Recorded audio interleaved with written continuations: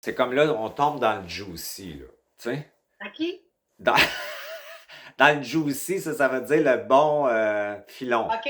OK, le OK, bon. on a tombé dans, la bonne, Ouais, dans ouais, le bon l'optimal. filon. Fait que là, tu sais, OK. l'insécurité de ton ego, Oui. tu veux pas l'avoir. OK. Fait que c'est comme si tu veux pas intégrer cette partie insécure-là. Fait que c'est pas de l'amour inconditionnel, hein, dans le sens que l'amour inconditionnel, c'est d'intégrer la partie de ton ego insécure qui sent inférieur aux autres beaucoup, puis qui compense en t'occupant des besoins des autres pour te sacrifier pour eux autres. C'est tout des sous-programmes, ça. Fait que cette partie insécure-là qui pense qu'elle n'est pas prête à faire ça parce qu'elle est pas sécure, ben tu te fais manipuler par l'entité maîtresse. Ta conscience, là, qui est ton double, est à l'intérieur de toi. Ta conscience, là, elle est dépolarisée parce qu'elle contient une charge négative et positive au point zéro. Fait qu'on pourrait dire que ta conscience est inconditionnelle. Ton ego ne le sera jamais parce qu'il est dans la dualité, puis lui, il veut pas le noir, il veut pas l'insécurité. Fait que là, vous allez aller faire des petites fins de semaine où ce qui parle d'amour inconditionnel, le monde, là, puis vous allez payer un beau prix pour ça, puis vous pensez que vous allez écouter ce monde-là qui vous parle de ça, puis que c'est réel. C'est de l'astral déguisé en supramental. C'est pas réel. T'as une partie de ce monde-là qui vont vous parler d'amour, qui sont pas capables d'aimer, qui sont en compétition, puis sont en insécurité avec les autres thérapeutes qui sont là. C'est ça la réalité. Puis qui veulent exister, puis qui veulent faire du cash parce qu'ils ont une business, puis des fois ils ont de l'ego spirituel aussi, qui veulent être reconnus. Puis là, vous autres, vous allez aller là, dans une espèce de magnétisation pour écouter ça comme des moutons. Hey, il faut le faire, là. Fait que là, la réalité, c'est que tu as un ego insécure qui est duel. Ton cerveau, là, avant que la connexion du droit puis de gauche se fasse, pardon, ben, ça prend des années. C'est un chemin alchimique, Aimé. C'est des années. Fait que ton ego qui est insécure, il ne peut pas t'aimer dans ton insécurité. Qu'est-ce qui va pouvoir t'aimer dans ton insécurité? C'est ta conscience double, ton double qui va pouvoir dire j'inspire l'ego insécure, j'expire le réel, je laisse agir, puis je vais dans mon vide. C'est ça. Ça fait que plus tu vas aimer ton ego insécure, plus il va se calmer. Fait que la coexister dans l'amour inconditionnel, c'est faire cohabiter l'ego qui ne peut pas aimer et ta conscience qui peut aimer au point zéro. Crissez-vous la paix, asti. Vous les écoutez comme si... C'est les marchands des temples, là. Ils vous parlent comme s'ils étaient arrivés quelque part. C'est pas vrai. Ils sont souvent dans des idéologies puis des égrégores de croyances, puis ils ont un système financier en arrière il faut qu'ils fassent rouler la machine. Bon, c'est correct, mais soyez dans vos souliers puis dans votre divinité personnelle, puis arrêtez de croire les autres puis de chercher de l'information à l'extérieur de vous autres comme des mendiants, puis de croire ce monde-là qui vous met un personnage. Fait que vous avez tout ça dans vous autres. Fait que qu'est-ce que ça veut dire, ça? Ça veut dire que Denis Jutras, là, il est insécure, puis son ego, il a de l'insécurité. Denis Jutras, dans son ego, il a vécu des mémoires de division puis de violence quand il était jeune. Il ne peut pas être sécure. Fait que c'est correct. Moi cette partie-là, moi, elle est aimée autant que celle qui est dans la sécurité profonde. Cette partie-là, pour moi, cohabite. Puis ce qu'on va faire le 13 avril, c'est de ramener les parties divergentes en connexion pour qu'elles se parlent, pour qu'on prenne des décisions en respectant ta conscience puis tes parties divergentes, comme ton ego puis tes sous-programmes, pour prendre des décisions cohérentes où ce que tu vas te respecter dans tes insécurités. Justement. Puis qu'est-ce que ça fait quand ça se réunit, tout ça? C'est super facile à prendre des décisions. Puis quand tu fais une décision en cohérence, tu ne perds rien.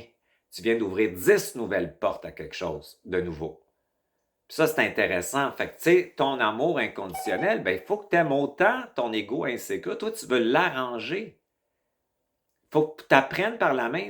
Ton ego, c'est un enfant qui a grandi, qui est devenu un personnage avec la mémoire accumulée du conditionnement, des croyances. Il est perdu. C'est pas de s'en débarrasser, c'est de l'éduquer, de le soutenir, puis de l'élever. Fait que ton ego, il est tellement important. Puis quand le monde vient me voir, moi, là, ils viennent pas parce que je suis puissant, puis que j'ai des dons, des estis de dons, je suis plus capable d'entendre parler de ça, j'ai le goût de leur casser la gueule. Puis non, ils viennent parce que je suis fragile et fort. Je suis vulnérable et puissant. Je suis insécure et sécure. Puis ce que ça fait, c'est que ça fait le travail au niveau psychologique, psychique, corporel aux gens de s'apaiser puis de s'intégrer. Puis quand tu t'intègres, ça veut dire que tu ne diffractes pas ton énergie. Si tu ne diffractes pas ton énergie, tu l'utilises pour toi. Puis tous les systèmes de survie qu'on appelle la matrice, ils baissent en puissance pour te donner ta souveraineté personnelle. Fait que qu'est-ce que c'est s'aimer? C'est d'aimer surtout la charge négative qu'on a été conditionné pour ne pas la vouloir, cette insécurité identitaire-là. Toi, dans ton insécurité, tu te sens automatiquement inférieur. Ça veut dire que quand tu étais dans la hourte là, avec la pseudo-chamane, là, parce qu'ils sont donc tout extraordinaires, ce monde-là, asti, là, sont juste ordinaires, ils font caca puis ça pue, là. OK? C'est ça la réalité, là. Puis ils sont insécures, puis ils ont des enjeux égotiques aussi, oubliez-les jamais. Puis moi aussi, c'est la réalité. Ben, eux autres, ceux qui sont venus, ils se sont sentis supérieurs. Puis en vibration, toi, tu t'es infériorisé. Fait que toi, tu penses que c'est de ta faute, que c'est pas ça, c'est juste que ça a mis en vibration ton insécurité par de la supériorité de l'ego spirituel, parce qu'ils sont donc bons, ces gens-là. Puis là, toi, tu as tombé là-dedans. Fait que qu'est-ce qu'il faut que tu fasses? Tu prends ton enfant qui est insécure, tu l'inspires. Tu dis, moi, je vais t'aimer. Puis qu'est-ce que ça veut dire, ça? Respecte ses limites de plus en plus. Fait que des fois, ton insécurité puis ton ego insécure, là, elle peut pas, exemple, emmener telle personne parce qu'elle a peur de se faire prendre sa place. Ta conscience, puis cette partie-là, tu vas y parler, puis tu vas dire, pour cette fois-ci, tu n'as pas les corps encore assez solides, tu vas te respecter, puis tu vas y aller tout seul pour rester avec toi, puis pas vivre ces enjeux inconscients-là. Puis ta conscience, elle va dire, ne va pas te mettre au-delà de tes capacités puis de tes limites pour faire des pseudo-défis qui est de la performance égotique. C'est pas nécessaire. Respecte-toi, on va prendre une décision où tu vas être bien dans cette décision, tu vas être en paix parce qu'on va te respecter. Puis ensuite de ça, à force d'intégrer l'insécurité, peut-être que tu pourras aller plus loin puis faire quelque chose qui va faire que tu vas être bien. Parce que faire des choses, il faut être bien.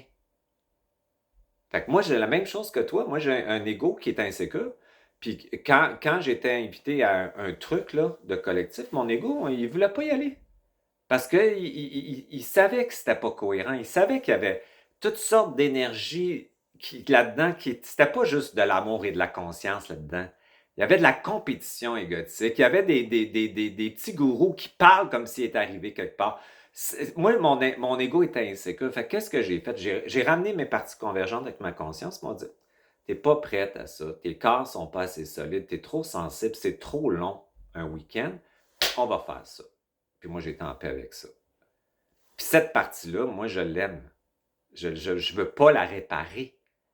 Pour l'instant, je veux l'intégrer, puis il me reste de l'intégration à faire. Puis à un moment donné, je vais peut-être pouvoir aller plus librement partout. J'ai déjà une belle vie, là, où je fais plein d'affaires, puis tout ça. Mais pas dans tout, puis pas à n'importe quel prix. Puis j'ai pas le goût que mon ego soit dans l'obsession mentale pour compenser son insécurité, puis que moi, je perde des précieux moments de ma vie, qui est le réel, parce qu'il va falloir que je me suradapte à quelque chose. Fait que moi, j'en prends soin, puis je l'amène vers quelque chose, puis j'ai une super belle vie. C'est ça qu'il faut que tu apprennes à faire. Aimer ta partie insécure, puis plus tu vas l'aimer, tu vas voir, moins tu vas l'avoir. Puis plus tu vas l'aimer, asti qu'elle va se calmer. Puis plus tu vas l'aimer, plus elle va dire, asti, je peux faire confiance à quelqu'un qui m'entend, qui me comprend, puis qui me soutient, qui est ma conscience, au lieu d'avoir l'entité maîtresse qui me pousse à penser que je ne suis pas correct, puis qui me dit que je ne suis pas correct. J'ai quelqu'un enfin sur qui se déposer, hein, qu'on appelle l'inconditionnalité, qui est ma conscience dépolarisée. Bon, fait que ça va te faire du bien de faire ça. Tu comprends, Johan? C'est ça qu'il faut faire.